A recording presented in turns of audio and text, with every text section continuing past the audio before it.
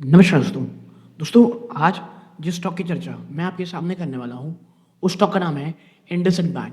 और इंडसइंड बैंक ने अपने क्वार्टर 3 के नंबर दोस्तों पेश कर दिए हैं। नंबर कैसे हैं, आइए चर्चा करते हैं। नंबर जो शो किए जा रहे हैं वो लैक्स में है, तो थोड़ा ध्यान दीजिएगा। सबसे पहले है इंटरेस्ट अर्न।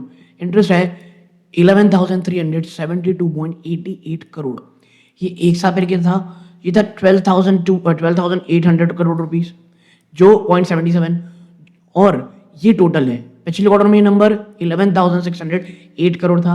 तो भाई कहीं ना कहीं आप देख रहे होंगे, तो जो क्वार्टर क्वार्टर यहाँ पे गिरावट है, ईयर ऑन ईयर भी टॉप लाइन में गिरावट है। अब interest discount on advances bill में अगर नजर डालोगे आप, कितना है वो है 8,932 करोड़। ये एक साल पहले 10,493 करोड़ था। फिर यहाँ पर हम इन्वेस्टमेंट में कितनी इनकम कमाई है हम लोगों ने, हमने कमाई है 2028.70 करोड़, जो एक साल पहले 2005 करोड़ था। अब आरबीआई के पास जो पैसा पकड़ बचा हुआ है बैलेंस है, उससे कितना इंटरेस्ट कमाया गया है 177.86 करोड़, जो एक साल पहले 248.50 करोड़ था। इसमें अदर्स आप जोड़ लोगे 234 करोड़ रुपीज आया है, जो एक साल पहले 53 करोड़ रुपए था और पिछले क्वार्टर में 70 करोड़। प्लस ये तो होगी टोटल इंटरेस्ट में। अब सेकंड है अदर इनकम, 1,707 करोड़ रुपीज है, जो एक साल पहले 2,355 करोड़ रुपीज थी।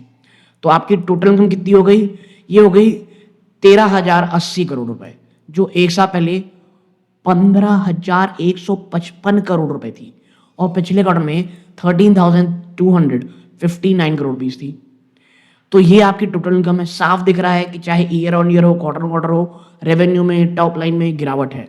अब आपने इस इंटरेस्ट को जो कमाया है उसके लिए इतना इंटरेस्ट खर्चा किया है, कितना 6,811 करोड़, जो एक साल पहले 7,572 करोड़ था। पिछले क्वार्टर में ये नंबर 7,199 करोड़ था। अब इसमें ऑपरेटिंग एक्सपेंस कितना है, वो है 3,999, ऑलमोस्ट 4,000 करोड़ रुपए है। ठीक है, ऑपरेटिंग एक्सपेंसेस में एम्प्लॉय कॉस्ट और अदर ऑपरेटिंग एक्सपेंस दोनों होता है दोस्तों। ठीक है, तो आपका टोटल एक्सपेंडिचर अभी इसमें प्रोविजन और कंटेंजेंसी अलाउड नहीं है दोस्तों। कितना है, वो आया है 1,810 करोड़ रुपीज। वन सेकेंड, यह है 10,810 करोड़ रुपीज। ये टोटल खर्चा है ना। एक साल पहले ये नंबर 11,555 करोड़ था। अच्छा, मुझे ये समझ नहीं आता, पहला आप लाख में नंबर दे रहे हो, ठीक है, और ऐसे कोई नंबर नहीं दे रहे हो कि भैया जो बहुत ही ज्यादा है। कोई आपने मार्किंग ऐसे कॉलम या कुछ का यूज नहीं किया है। जितना कठिन आप कर सकते हो इस कंपनी चीज को पढ़ने के लिए, उतनी आजकल कंपनियां काम कर रही हैं। अरे भाई करोड़ों में डाल दो नंबर्स, इससे क्या पढ़ने में आसानी होती है, या एटलीस्ट इस चीजों का इस्तेमाल करो। तो कुछ चीजें कभी कभी ना समझ के परे हो जाती कंपनी की। अब आते हैं कहां पर, क्योंकि देखो ये नंबर जो आप देख रहे हैं ना, ये ईयर ऑन ईयर, यहाँ पे क्वार्टर ऑन क्वार्टर। अब यहाँ पर जब आते हो नीचे, आप देखते हो कि भाई नेट प्रॉफिट आपका क्या आया है। तो ऑपरेटिंग प्रॉफिट बिफोर प्रोविजन और कंटेंजेंसी ये है 2,269 करोड़, जो एक साल पहले 3,600 करोड़ था, पिछले क्वार्टर में 2,047 करोड़ रुपीज था। अब प्रोविजन अदर देन कंटेंजेंसी, भाई साहब 2,095 करोड़ की आपकी कंटेंजेंसी है। आपने प्रोविजन इतने किए हुए हैं। ये एक साल पहले नंबर 1,743 करोड़ था, पिछले क्वार्टर में 2,600 आप कह सकते हैं 31 करोड़ रुपीज थी। और यही कारण है कि टैक्स आप कह सकते हैं profit ordinary active before tax कितना है आपका, वो है अब 173 करोड़, जो एक साल पहले कितना था 1,857 करोड़। पिछले क्वार्टर में आपको 583 करोड़ का लॉस था। अब इसमें टैक्स खर्चों को जोड़ लोगे तो आपका क्या या प्रॉफिट कितना रह गया, क्योंकि 45 करोड़ का प्रॉफिट टैक्स है, 127.94, ऑलमोस्ट 128 करोड़ रुपए, जो एक साल पहले 1,402 करोड़ था। पिछले क्वार्टर में आपका लॉस 436.94 करोड़ था। ठीक है, तो ये इस प्रकार की चीजें। और आपको नेट प्रॉफिट कितना रहा, ये इस प्रकार का रहा। अब यहाँ पे दो प्रकार के निवेशक हैं। पहला जो बात करेंगे, भाई ईयर ऑन ईयर चीजें शानदार हो गई हैं, मतलब भयंकर गिरावट है, बहुत ज्यादा खराब है, क्वार्टर ऑन क्वार्टर तो कंपनी लॉस से प्रॉफिट में आ गई, ये तो पॉजिटिविटी है। तो ये हमको देखना रहेगा कि कल जिस चीज की तरह से बातें होंगी यहाँ पे बाजार के, कल यानी मंडे को रिएक्ट करता है। अब कुछ अन्य चीजें हैं, एनालिटिकल कैपिटल एडिक्वेसी रेशियो 16.94, ये क्वार्टर ऑन क्वार्टर घटा है बट ईयर ऑन थोड़ा बढ़ोतरी है, ठीक है। अभी भी यानी मैं बता दूं, मुझे ऐसा लगता है कहीं ना कहीं फंड रेज करने की ज़रूरत इन्हें पड़ सकती है। आपकी डायलूटेड ईपीएस जो है वो 1.59 रुपीज़ है, जो एक साल पहले ₹1.15 है, जो एक साल पहले 18 रुपये थी। तो ईपीएस की तो जो मतलब जिस तरह के हालात हैं बहुत डरावने हैं। अब एनपीए एटलीस्ट वहाँ खुशखबरी कुछ मिल जाए तो आपकी ग्रॉस एनपीए है 3.56, जो एक साल पहले 2.25 थी और पिछले क्वार्टर में 3.60 थी। आपकी नेट एनपीए 1.04 है, अभी भी 1% से आप ऊपर ही हो। मुझसे अगर आप पूछोगे फंडामेंटली अब ये रिकवरी थोड़ी बहुत दिख रही है बट ना ये नंबर कहीं ना कहीं अच्छे नहीं है दोस्तों, टू बी रियल फ्रैंक।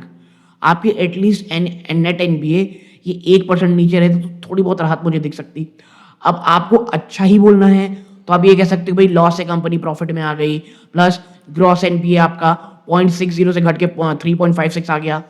ये खुशी मनाने के लिए अच्छा है बट हाँ, इट्स नॉट दैट गुड। अब देखना ये रहेगा बाजार इसे किस तरह लेगा। अब आते हैं कहाँ पर कि भाई सेगमेंट वाइज नंबर कंपनी के कैसे रहे। तो सेगमेंट वाइज में आप पाएंगे फिर से लैक्स बाय नंबर। ट्रेजरी से कितना है ऑपरेशन 2371.77, ये एक साल पहले 25,000 माफ कीजिएगा 2591 करोड़ था। पिछले क्वार्टर में ये नंबर 2386 करोड़ था। कॉर्पोरेट और होलसेल बैंकिंग 2439 करोड़ रुपीस है, जो एक साल पहले 3324.43 करोड़ था। तो कॉर्पोरेट और होलसेल बैंकिंग में नजर डालेंगे आप तो यहां पर गिरावट आपको साफ साफ देखने को मिल रही है। अब रिटेल बैंकिंग में देखोगे 9204 करोड़ रुपीस है, जो एक साल पहले 11,259 था। पिछले क्वार्टर में नंबर 9,247 था।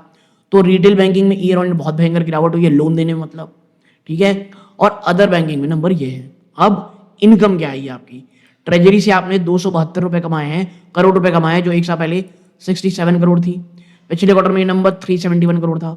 कॉर्पोरेट होलसेल बैंकिंग से 498 करोड़ रुपीस कमाए हैं, जो एक साल पहले 966 करोड़ थे। रिटेल बैंकिंग से आपने 1642 करोड़ रुपीस कमाए हैं, जो एक साल पहले 2700 करोड़ थे। तो देखो इससे पता है वो क्या पता चल रहा है यहां से कि कंपनी जो है ना उसके ऑपरेशंस में जरूर कहूंगा खराब नहीं है, वो अभी भी काफी अच्छे प्रॉफिट जनरेट कर रहे हैं। ये जो पुराना लगेज है ना अकाउंटिंग डेफिसिट का, अकाउंटिंग इशू का, कंपनी को आज तक उसके लिए साफ साफ दिख रहा है कि पे करना पड़ रहा है। और retail banking other banking business से आपने 1 करोड़ रुपए कमाए। तो इंडसइंड बैंक इस बात का शानदार उदाहरण है कि भी देखो बैंक अच्छी है लेकिन कुछ जो मैनेजमेंट अच्छी खासी चीज़ों को बर्बाद कर सकती हैं, या कुछ इश्यूज जो डिस्क्लोज करने में अगर कमी कर दी जाए तो एक अच्छे खासे बैंक, एक अच्छे खासे रिटेल निवेशकों का स्टॉक पे भरोसा था, जो डे टू ऑपरेशन बहुत अच्छा कर रहा था, वो इस प्रकार से भयंकर गिरावट दिखा सकता है दोस्तों। ओके, और कहीं ना कहीं यही कारण है कि जो बैंक हैं वो लोन देने भी कहीं नहीं हिचकिचा रहे हैं। बट मुझे अगर आप पूछोगे कि भाई इसमें ग्रीन लाइट क्या है, तो ग्रीन लाइट यही है कि भाई पहला चीज़ ये है आपका जो प्रोविजन है वो क्वार्टर ऑन क्वार्टर कम आया है, कम हुआ है। आपके एनपीएस कम हुए हैं, at least gross NPA quarter on quarter कमी हुई है।